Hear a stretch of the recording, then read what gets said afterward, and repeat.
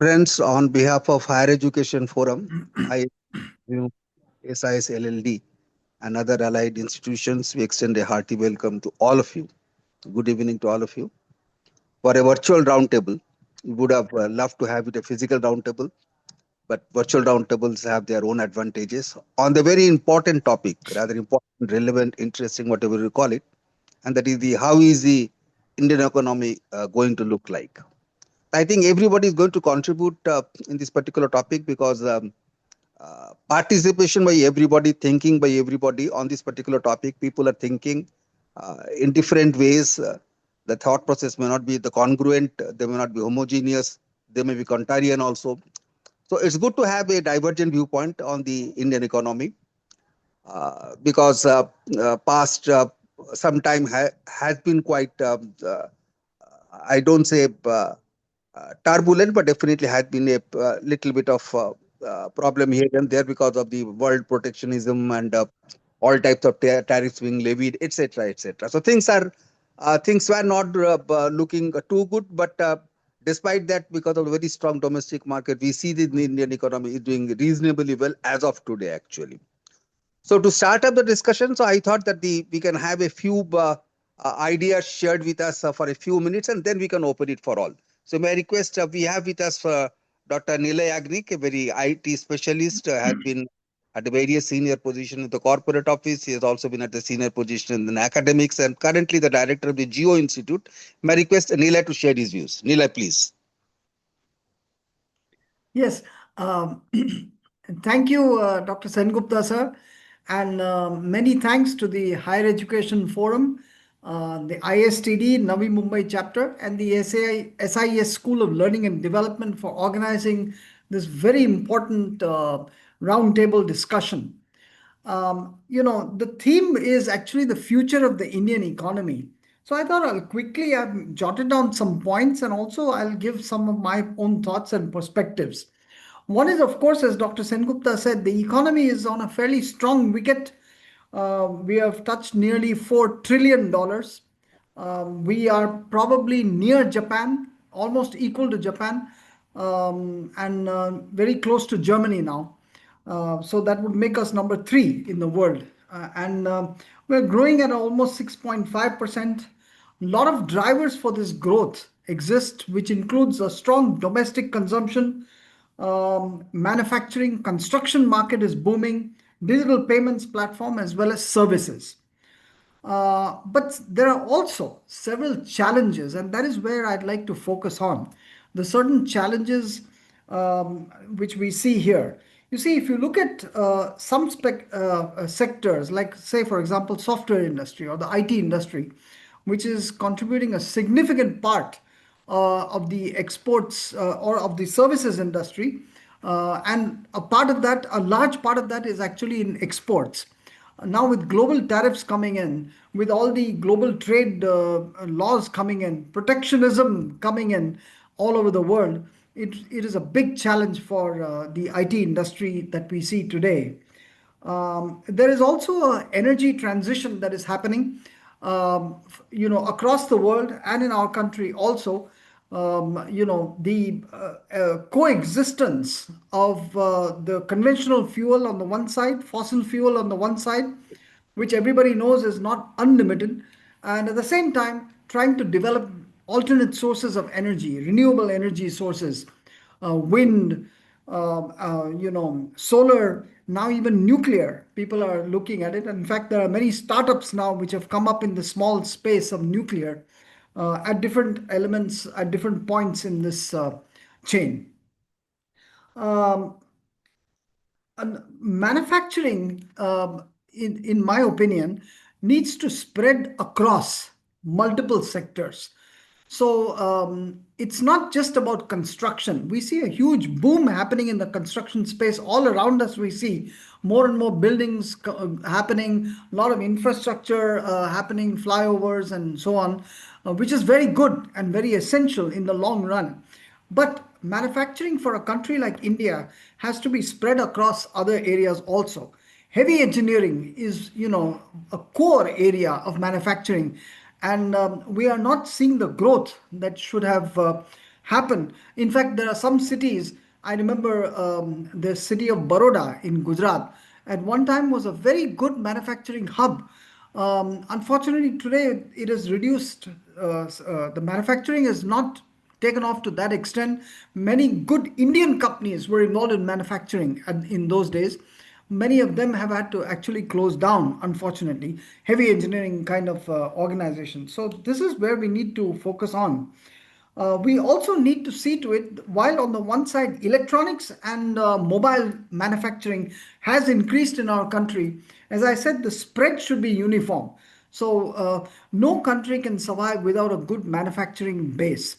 And it is dangerous for economy to move straight from manufacturing, which has been our strength, and to be another organization, another country following just services.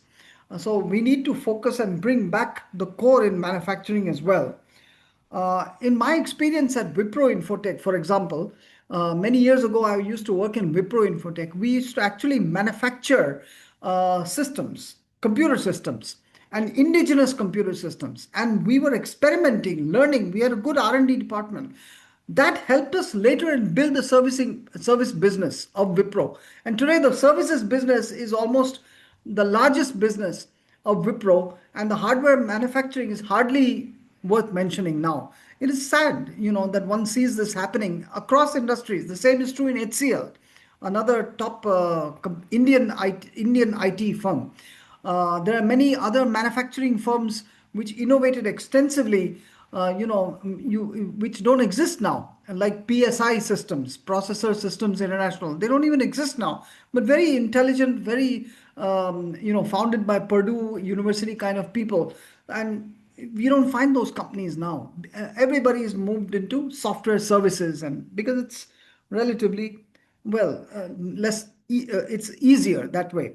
Over and above that, people moved more and more into BPOs and such areas. The so-called IT industry started spreading in areas like BPO, which I think is, kind of going down the value chain, intellectual value chain. And that would maybe help us in some revenue quickly, but in the long run, it will not help us. And we are seeing that happening today. And I used to mention this many times, even in my classes to my MBA students. So today, what we see is, those BPOs, people are losing their jobs because of AI and automation. Had they focused on higher end, even outsourcing work, such a thing would not have happened. So the entire IT industry is now focusing more and more on higher end solutions, which is a good thing for India to happen, for India, that is. We should make growth inclusive. Not having it just in one. The unfortunately, what one is seeing is the gap is widening between the rich, the upper rich, super rich, and people down the chain. So the gap is actually widening, which is not a good and healthy sign for a country like ours, which, a developed nation tries to see a much more inclusive society, and several aspects of inclusive society. I mean, I don't mean just poverty and other things. I also mean, for example, senior citizens. Today, the age has increased for people. People's health, fortunately, has improved, and senior citizens are not finding opportunities for whatever reason. The mindset. Seniors are active mentally, physically, possibly more active. I've seen seniors who are, more active than people half their age, but they don't. The jobs are not available for them. So that तो is अच्छे चीज पहनो inclusive growth cotton means वाले including senior type सब citizens as well. सारा दिन घर में भी पहन के रहो Hello, अंदर someone is उसमें वो लगा speaking. के support Hello, Nobody is speaking. Actually, आपके phone से कोई disturbance है. हाँ मैंने somebody ऐसा is लगाया speaking. वहीं से फिर Nobody is speaking here. Everybody is muted. तो ये थोड़ा मेरा पैर पतले है ना लंबे हैं पतले हैं अब Please go ahead. Please go ahead. Yeah, okay. So, and another, yes, so inclusive means also including seniors in this entire economy. They have a lot to contribute, and we need to bring and give opportunities to them also, fruitful, so that they can be independent in their own field and not for free, not just social work, but revenue generation, income generation for them as well. They too have a right. Similarly, differently enabled people, they too need to be brought into the mainstream. And I can tell you there are at least 3 startups I know from my alma mater, BITS Pilani, which are focusing on solutions, technology solutions for differently enabled people. One is Computer Shiksha, started by my own classmate Rakesh Suri, and it's his mission to provide computer literacy to the masses of the country. And now, very recently, he started to sign up with the National Association of Blind, and using a software, an open source software which is voice enabled, people can learn how to operate simple computers in rural parts who are unfortunately visually impaired. They can learn how to use a computer system without braille. Similarly, another Bitsian startup, Tinkerbell Labs, has, which even our Honorable Prime Minister, sir, has acknowledged in one of the forums. Tinkerbell Labs is a small startup started by 2 BITS Pilani Goa campus students, very young people, youngsters. And as a part of their project, they did this as a part of their final year engineering project. It's a voice enabled AI solution which enables small children to learn Braille and learn, to keep learning. Okay. And another example I'll give you is a company, another BITS Pilani Goa campus boy, Amay Desai. He has started a company called Life Smart Technologies, which uses Internet of Things based solutions, wearable mobile devices to for the patients with Parkinson's, because Parkinson's people often fall. Here is a mobile device solution which can possibly predict how your muscle movement will be, how muscle distortion will be. So what I'm trying to say is there are youngsters today, Gen Z, Gen X kind of people, who are coming up with a lot of innovations. We need to support them. Only then will we make India truly inclusive in all areas of the economy. Thank you. Thank you. I think, Nila, you touched several points. I think there are a lot of issues, starting from the manufacturing to the services to the startups. I mean, say to the differently abled people. I mean, say innovations needed in the country, etc., etc. Going back to the basics, that is the manufacturing. You talked several things. We'll come back to you once again. To you. Yeah, Thank sure. you. Very rich inputs. I see that we have with us, I think, Dr. Pavan Verma. Yeah, Dr. Pavan Verma is here. Dr. Pavan Verma, who is a noted thinker, leader, and also a very fine author. He has written a couple of books on the leadership. He's a very good, I mean to say, has got very strong views also. So let us hear Dr. Pavan Verma. Dr. Pavan Verma, your views. Thank you, Dr. Sen Gupta, for inviting me for this webinar. It's a pleasure. And Dr. Nilay has already painted a very good picture, detailed picture of the Indian economy, present as well as going forward. I too agree that if you look at the panoramic picture, the macro picture, we are in a brighter spot. While the global economy is growing at the rate of 3.2% today, Indian economy is growing at the rate of 7% plus. Last fiscal, we in fact grew at the rate of between 6.5 to 7%. We are the 4th largest economy in the world, and among the bigger economy, the fastest growing economy. And on top of it, we have political stability, high growth, low inflation, macro stability, and political continuity. So these are the 4 factors which present a very beautiful picture of where we are and where we are headed to. If you look at it, even though there are headwinds, important people calling us within India and outside India as dead economy, the fact remains that global majors have reposed confidence in our economy. Just recently, I think a few days back, Microsoft announced a 7.5 billion investment in India within the next 5 years. Google also has promised a lot of investments. They are making the biggest data center in Hyderabad. Brookfield is making the biggest GCC in India, in Bombay. So all the global majors are reposing their confidence in the Indian economy and Indian leadership. At the same time, the Indian investors are also, the Indian citizens are also reposing confidence, which is of interest. Today, if you look at the stock market, the FIIs are selling uninterruptedly. Every day they sell thousands of crores of equities, But at the same time, the Indian investors, particularly the youth, are putting in every month 20,000 crores of rupees in equity mutual fund itself. And it's the DIIs who are supporting the Indian stock market today and balancing it, So we are in a rosy situation. And I believe that given there are certain headwinds, and if we cross them, we will be still growing much further, much faster, much better, Now, what are the growth agents that are going to help us in the immediate future as well as in the long term? If you look at the demographics of India, the median age of Indians is 28 years, and 65% of the population is below 35.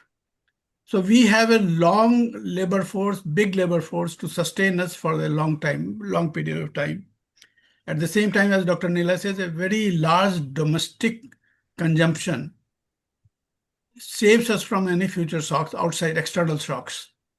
The exports are only 20% of the Indian economy. So even if exports get impacted in one sector or the other sector, geographies, it's not going to affect us so much, very drastically. Then you have public capital expenditure, The government of India and the state governments Government of India alone has spent about 11 lakh crores of rupees towards public infrastructure, which consists of bridges, roads, factories, etc. Now, this has a strong multiplier effect. You know that every 1 rupee invested in infrastructure brings you rupees 3 in terms of returns.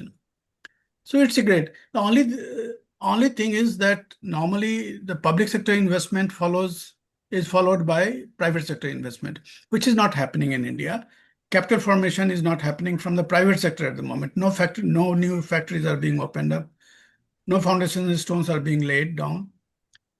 And so this kind of lopsided development we are having.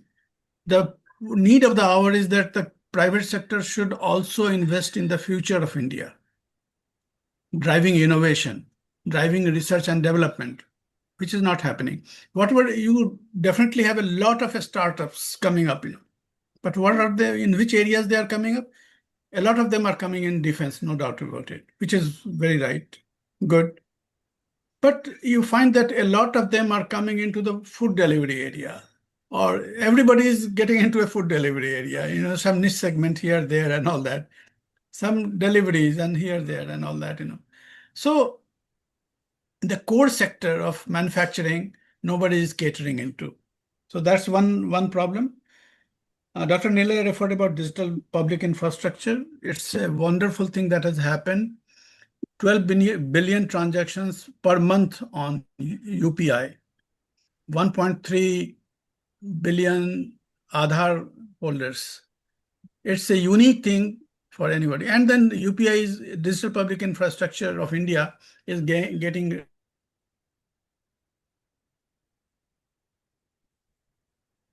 welcomed everywhere in the world now.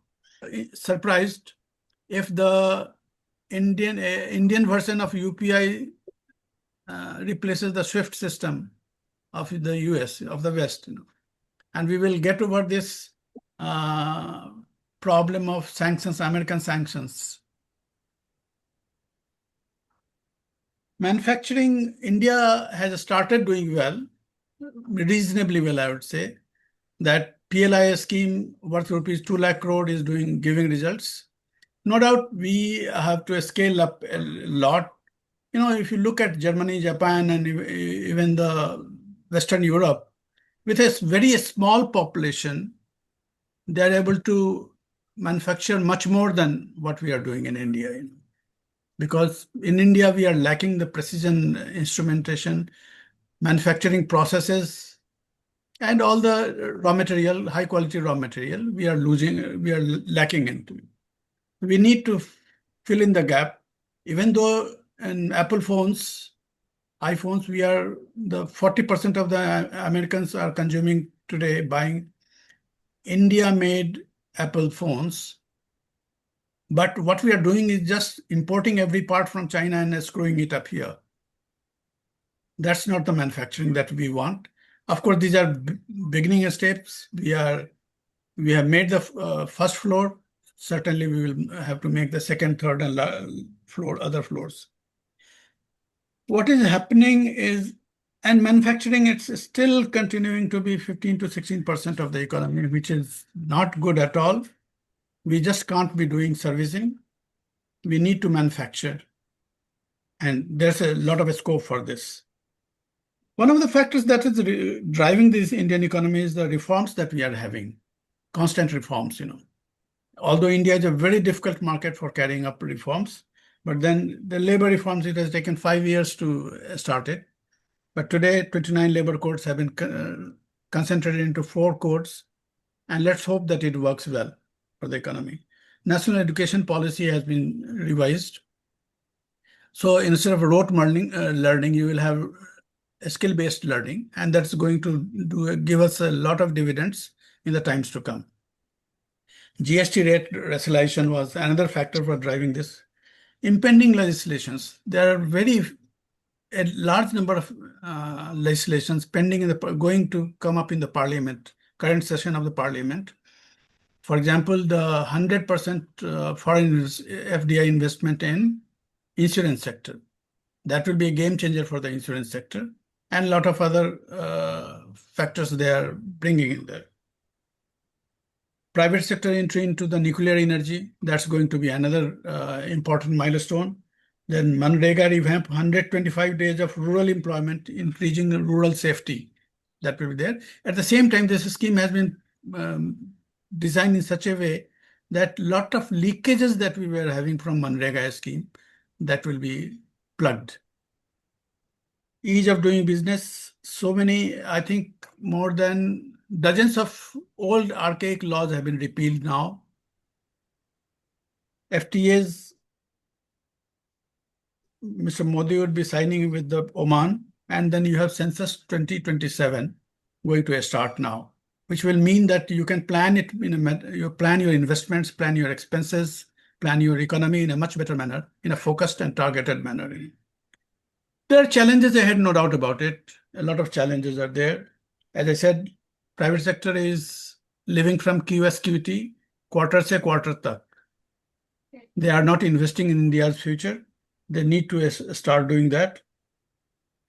The uncertainties around the US FTA, let us hope that it will end, because this is more than numbers and figures. It's a psychological problem also, And then when we don't have an FTA, we don't get the new technology also from the US, which we need very badly. So more than the import and export of goods and services, it's the new technology that we expect from the US that is important for that.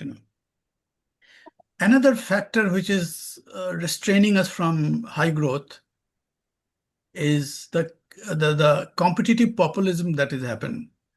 And that's happened in the recent 10 years of Indian economy, Indian political development, and it started from Delhi, state of Delhi, I would say, where Mr. Arvind Kejriwal, I don't know if I can name him, he has started this populist measures, which is called freebies. And gradually, every political party has fallen for it. There's a competitive populism today, which is disturbing the fiscal growth, right? Fiscal policy of the country. Otherwise, one day we are ahead of Japan, we become number 4. Other day we lose to Japan. Our economy is doing yo-yo in terms vis-a-vis the global economies. So that's a problem area. Judicial reforms, that's the big bottleneck and elephant in the room. It has to be addressed. The ABCD, the access to justice, Backlogs Yeah, of lot of cases. Yes, somebody? yeah. I told that if a lot of people may like to speak, so if you can just kindly Oh, sum yeah, it up. yes, sir. Yes, sir. Just for 1 minute. Yeah. Cost and delay in delivery of justice. Internal security is yet another problem. Structural challenges are there, include job creation lag, skill mismatches, MSME stress, climate risk, etc. So, in this sense, I feel India's story, future story, is not about uh, potential, but it's about execution. With sustained reforms and prudent political economy management, India's best economic years lie ahead. And the beautiful thing is that this is a model which other countries can emulate, particularly the African countries can emulate. You remember that in 1991, we had gone broke as a country. We had to take an IMF loan for survival. And in the next 35 years, we became the fourth largest economy of the world. Now, this is a beautiful story to be told and to be appreciated. Thank you very much. Thank you, Pawan Babu ji. आपने बहुत चीज बोले, काफी चीजें बोली. We'll come back a little bit later. Yeah. I see Dr. Chandan Adhikari with us. Dr. Chandan Adhikari, economist. Would you like to share something, sir? Himachal Pradesh se.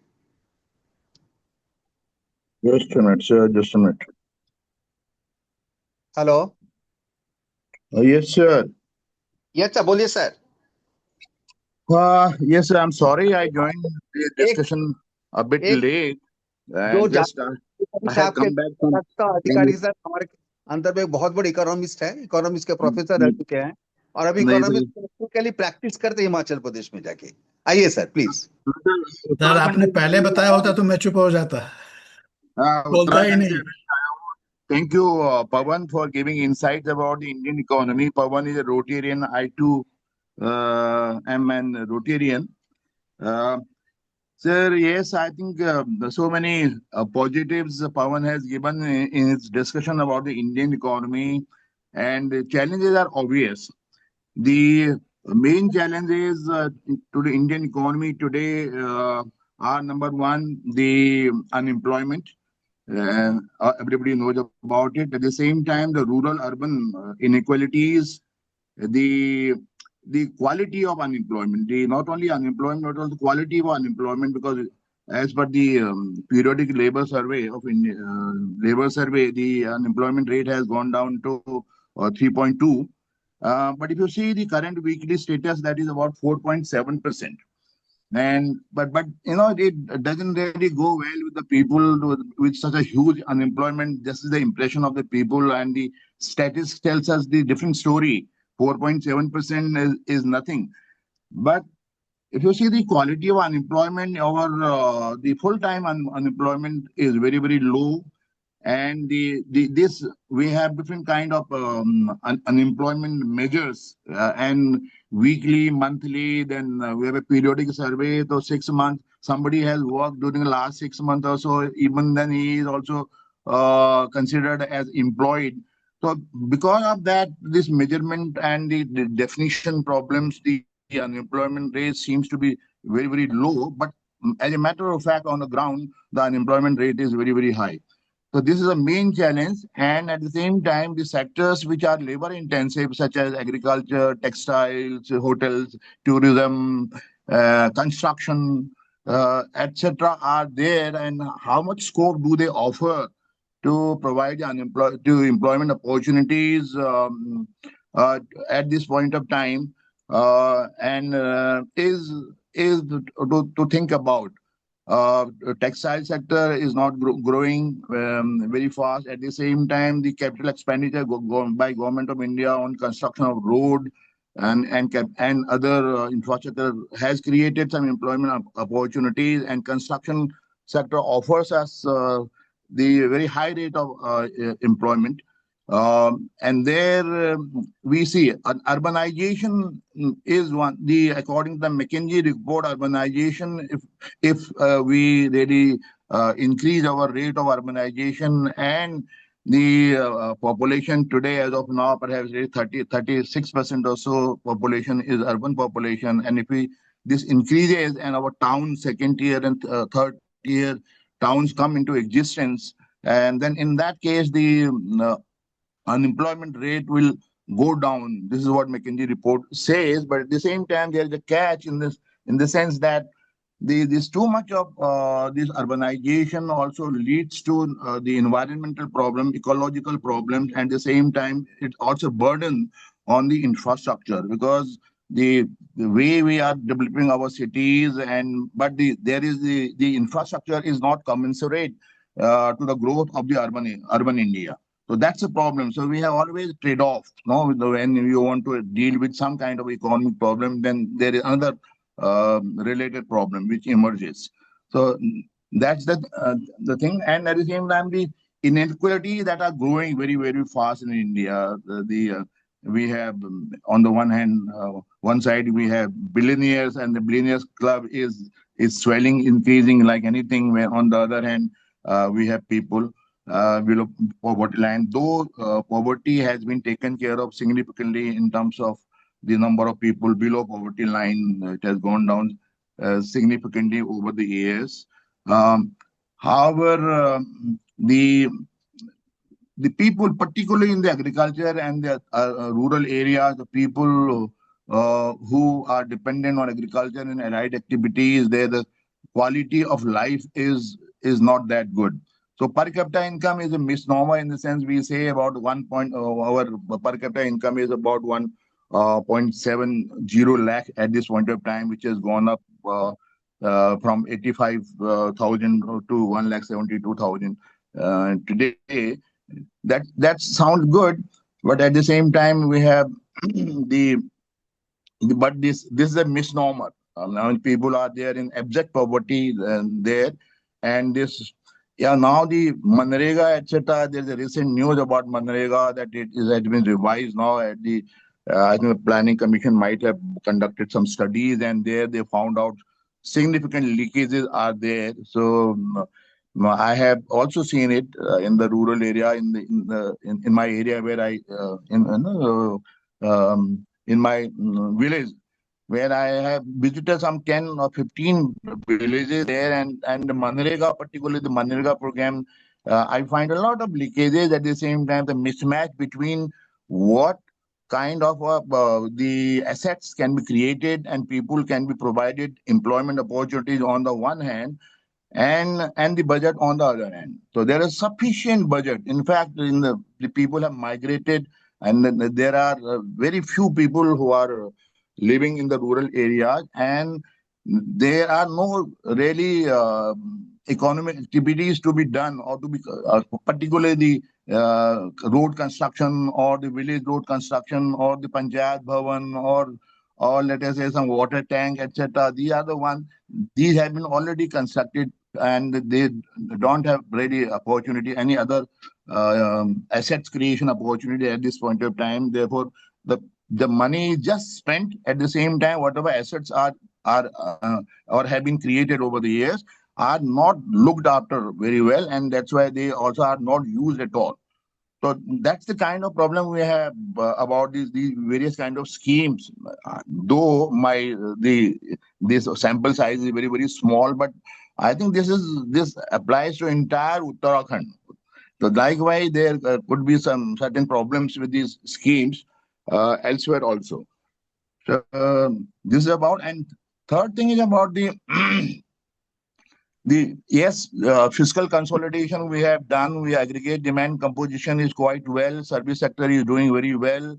So about 60% or so comes from the consumption, and about 30% comes from the investment, and the rest government expenditure and import and exports. And the rupee depreciation has been there a point of discussion since last couple of weeks, and this has really what you call, there are various kind of problems associated with the rupee depreciation, because rupee depreciation impacts import, it impacts export, it impacts the interest rate. At the same time, at the same time, the foreign debt, and the interest payment, etc. all these macroeconomic factors are influenced by the. But it seems to me that Reserve Bank of India is a bit what you call not very worried about at this point of time about because they want perhaps that rupee depreciation will lead to increase in the exports and thereby they do not want to intervene quite often in the market and let the rupee depreciate. This seems to be the policy at this point of time, but then our interest liability is increasing, our debt value will increase over the years, particularly those countries where we are paying in terms of dollar. And at the same time, if the imported products prices increase, then obviously the final product value will also increase if the imported products are used as a raw material or as intermediate products. Then in that case, there could be the inflation. Though inflation at this point of time is quite reasonable, it is not a matter of concern at this point of time, but it may at a point of time.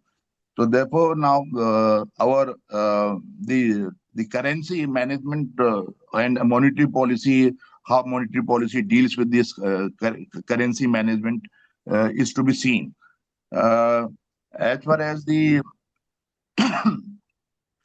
fiscal consolidation is concerned, perhaps we need to really now our debt GDP ratio. It was 83% or so the debt GDP ratio earlier.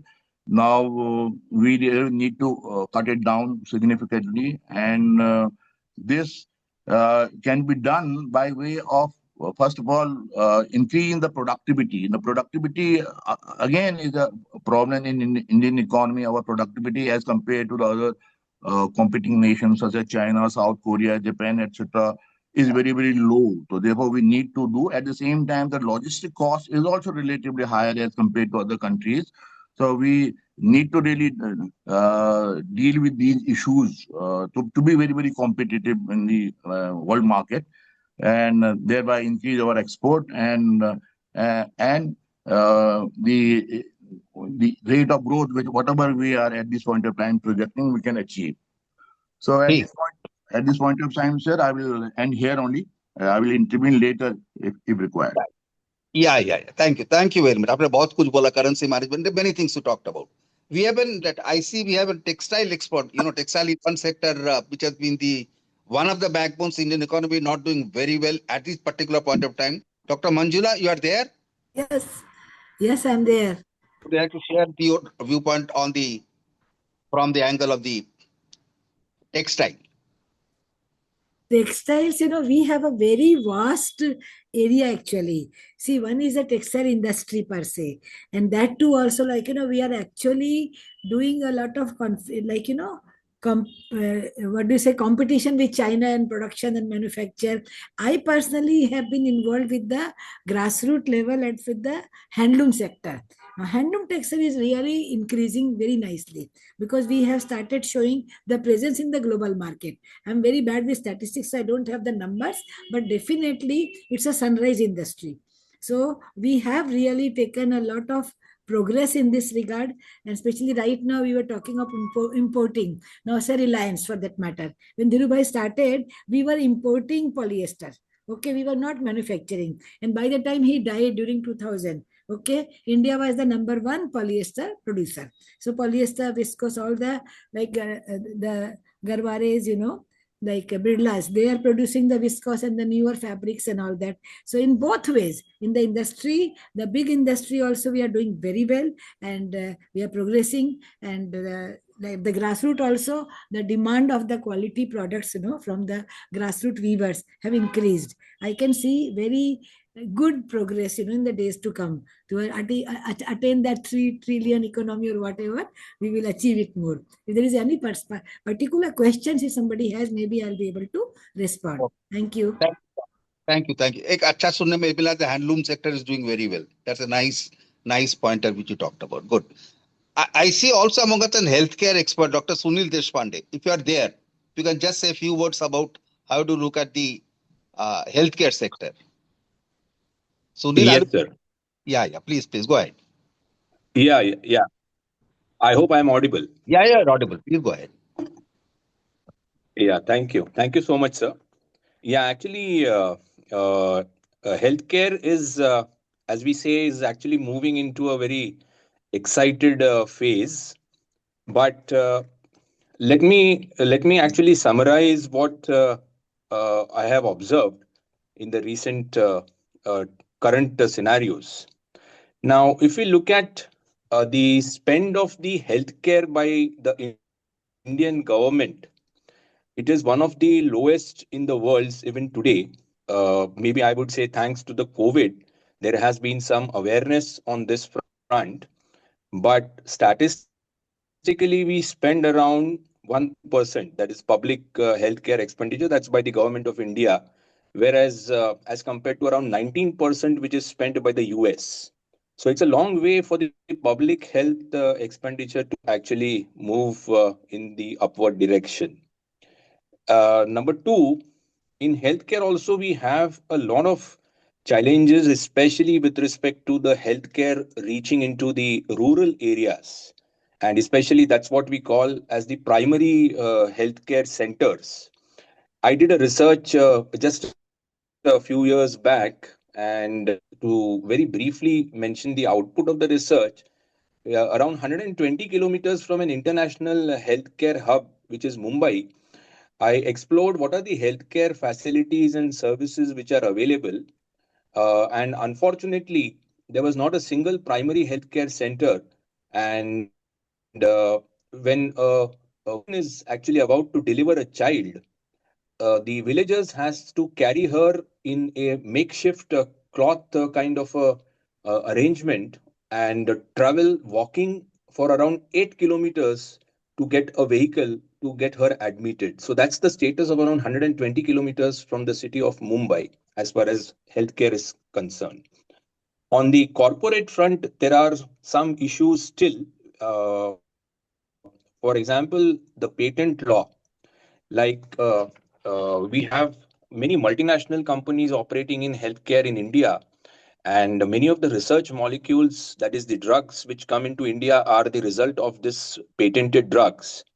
And uh, what we used to call it is that India is basically a branded generic market, because whatever drugs are available, they are all copied from the patented molecules. And that is one area which India needs to really think of in terms of trying to bring in new molecules, considering the population, which is the highest in the world, also the number of patients in the world. There is a lot of dependency, especially on the APIs, that's the active pharmaceutical ingredients. That's what we call as the bulk drugs. Like, for example, the COVID really opened the eyes, because as many as 80% of the drugs which are manufactured were dependent only on one country, which is China. And after that, the government has taken cognizance of this, and they are actually creating one of the biggest bulk drug parks outside the city of Hyderabad, which is the work has already started after COVID, and it should be operational in the coming few years. Uh, Also, there is one necessity for the government really to think of, that healthcare is not reactive and it should be proactive. That is what we call it as from illness to wellness. And as a result, government has taken cognizance also of this fact, but it's a long way to go. They are created some kind of policies and tried to open up some wellness centers, and the work is going on, but still it's a very, very long way to go.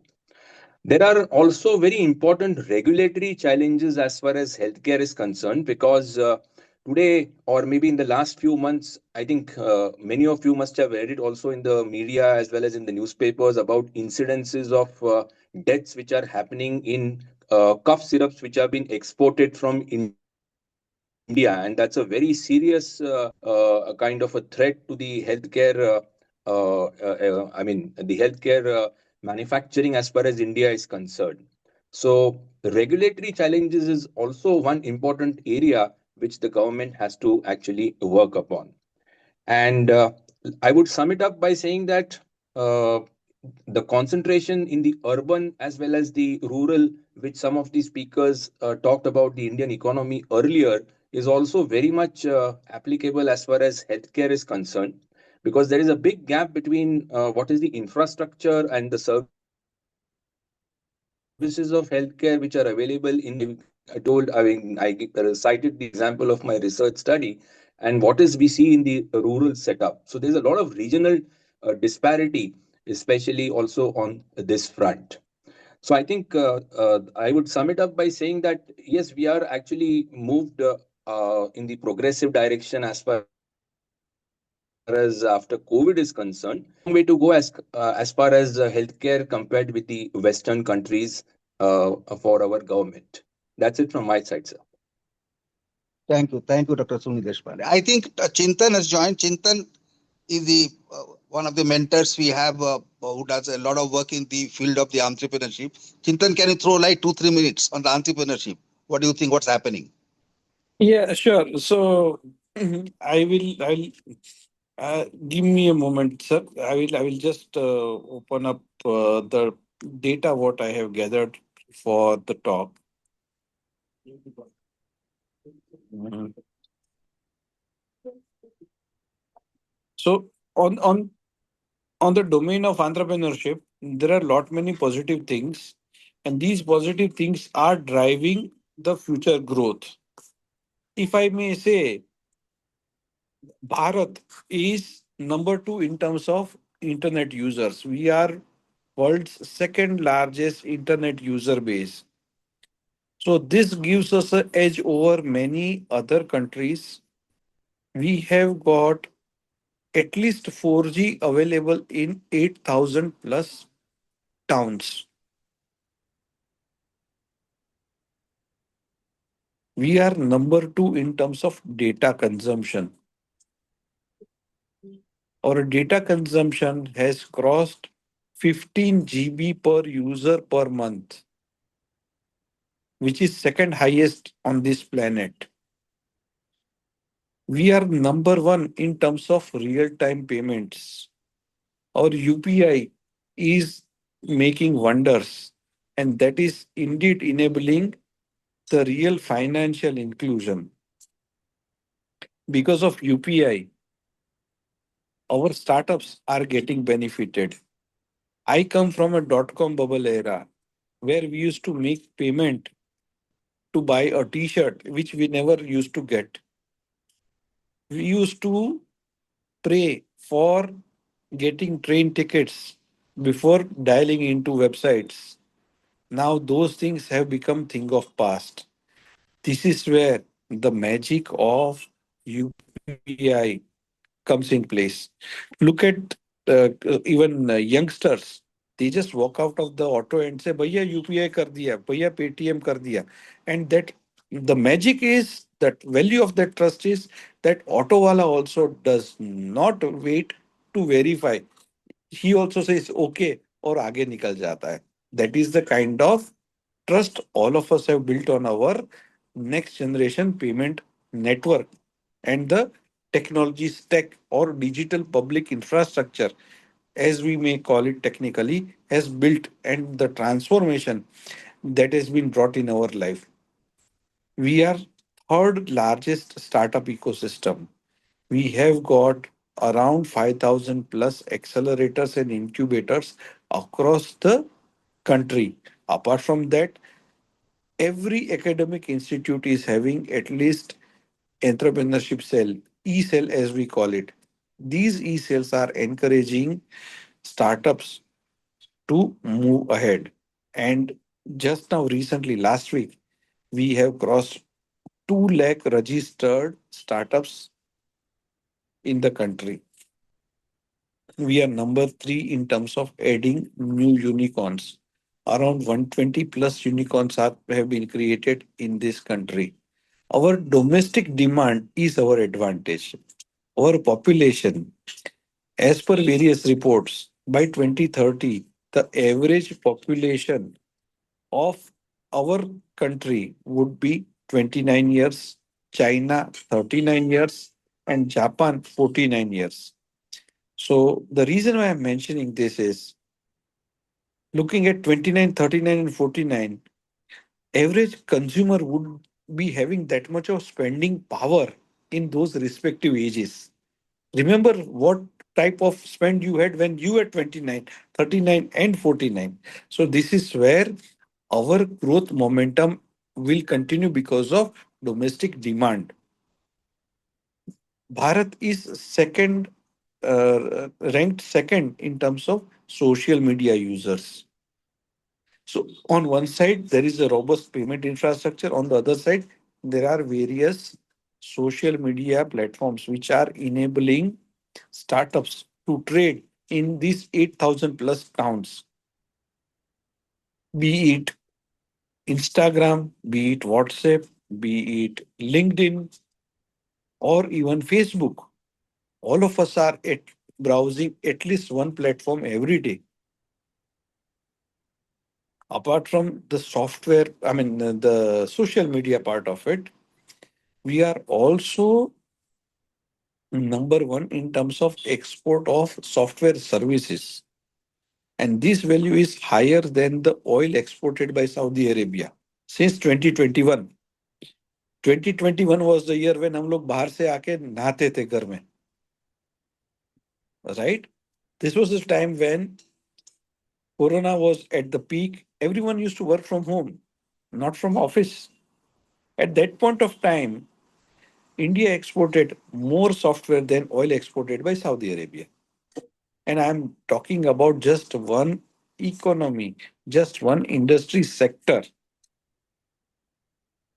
If we look at adding new graduates, kudos to all academic friends and expert seniors from academia here.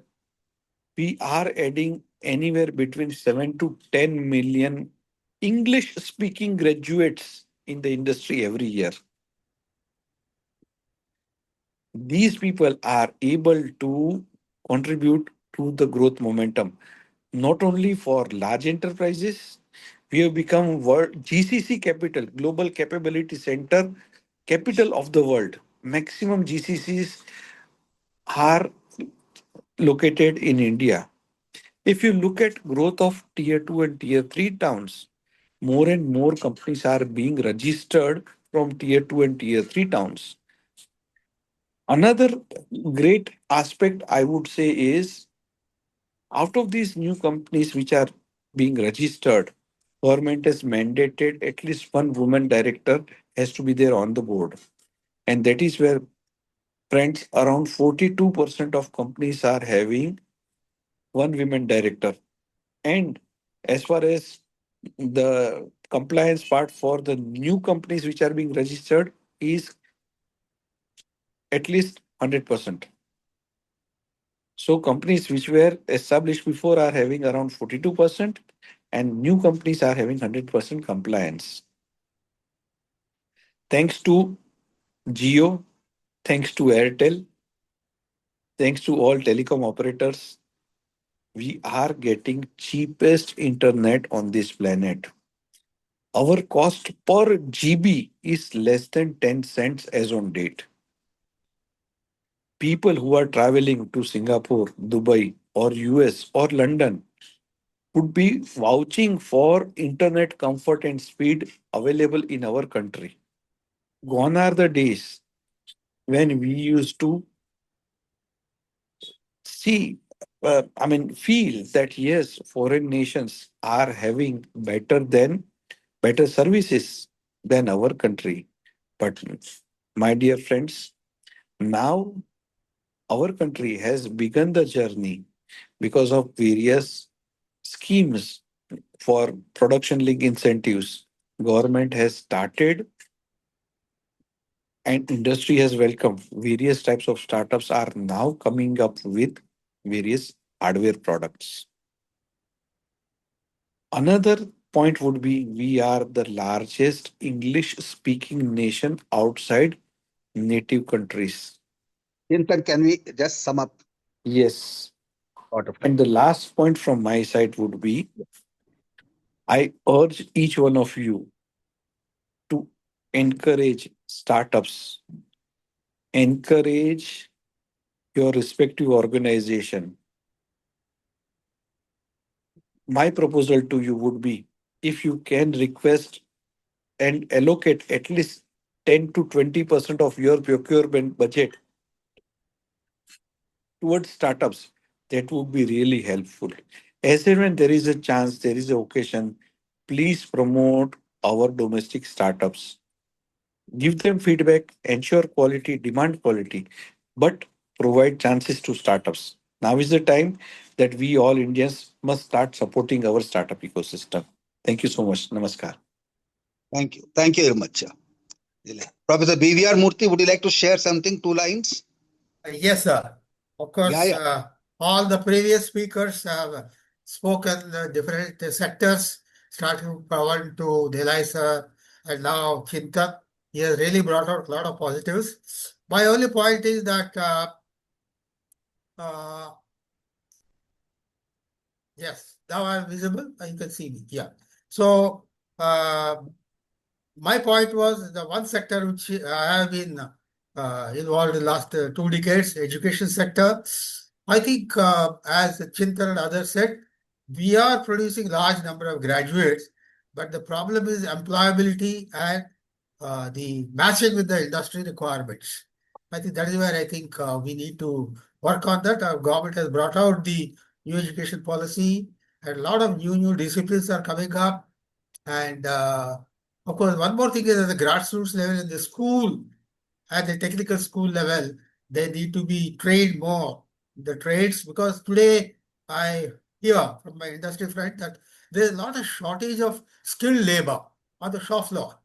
For example, if you want to get a plumber or an electrician in my house also, I find it difficult today because most of them are doing something else. They are joined as a gig workers, delivery boys or other things. So there is a shortage. I think there is a need to develop a lot of skilled labor in the construction, in factory, shop floors, and other trades.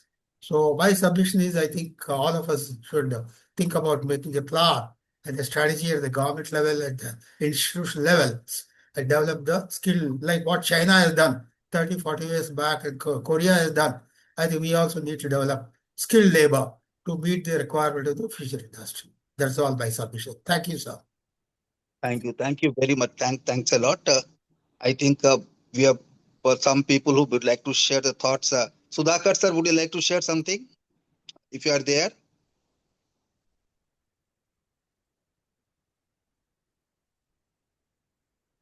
Hema Santana madam, would you like to share any thoughts? Before we close, we don't take any question answer. Before we close, any Guru Prasad ji, would you like to share something? Anybody would like to share? Sir, can I share my views? Can you hear me? Yeah, please go ahead. Good evening. We have a lot of nice points shared here. We know that the major green points which we have, I'll give the macro perspective, is about our demand demography, which is supported by huge diversity and democracy. We no country can boast of such a democratic stability and a continuous growth the last 30 years since LPG. These are green points for us. But there are concerns, challenges, despite efforts from all the governments in the last 30 years. If you see, number one, Sir talked about, English Sir talked about the sectoral thing and inequality. It is actually by default presented as sectoral growth. If you see the data, agriculture, which actually in today's term contributes almost to 18% or 19% of the GDP, as still around 45% of the people depend upon it. And services, which has got 30% depend on it, contributes to almost 55% of the GDP. It reflects in our placements in the management institutes also, because most of them go to services. Even the engineering college students prefer more of software services than the hardcore manufacturing others and all. So it is the inverted pyramid exists even in the sectoral composition. That actually reflects in the share gain. Around 30% of services people get the gain out of 50-55% of services GDP, and around 40-45% of agricultural workers gets around 80% of the GDP. Number two, the rising concern if you see is the declining savings rate. If you see one of the in economics textbook we used to read, the savings is the leads to the capital formation. Today, if you see consistently, the savings rate, even though high compared to other countries, has been continuously going down in the economy. It is reflected in the recent reports that there is a high growing household debt rate in India. We have witnessed this in the post-COVID period also, how many services people themselves withdrawn their provident funds and things like that. And another thing is the employment data is nobody knows. Student in history last so many years. And the major concern is, as the speakers pointed out rightly, the increasing public expenditure, which will crowd out what we call the private expenditure. The private investment is not forthcoming in many of the sectors. It is only growing where profitability will be growing across. These are some of the major challenges still we facing. Until we clear these micro aspects, none of our efforts, and we know demography is a double-edged sword. And what is good now, today, will become a major challenge in the future. As a growing, we see in the case of Japan and other countries. That's a point I want to share. Thank you. Thank you very much. Anybody else can unmute and would like to say anything, add anything, add any point they would like to say before we close. You can unmute and say, sir. Can I ask a question? There is no question. You can add any point. No, I don't have a point.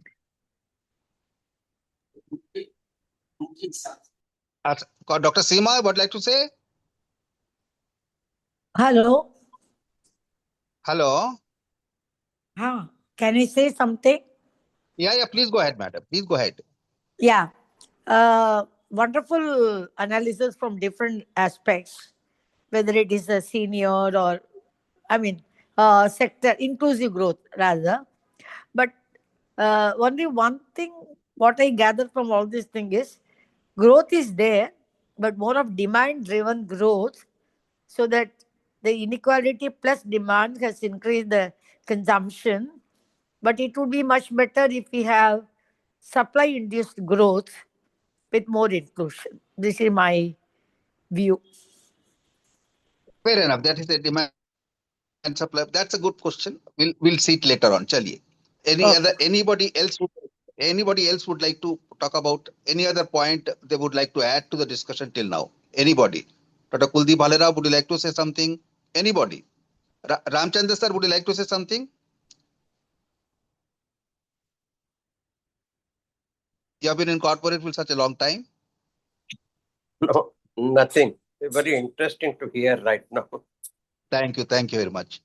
Anybody? Miruna Maskar ji, anything on banking? Anything?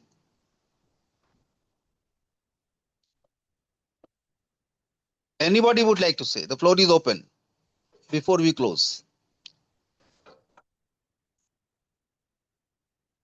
Any last word? Any last thing?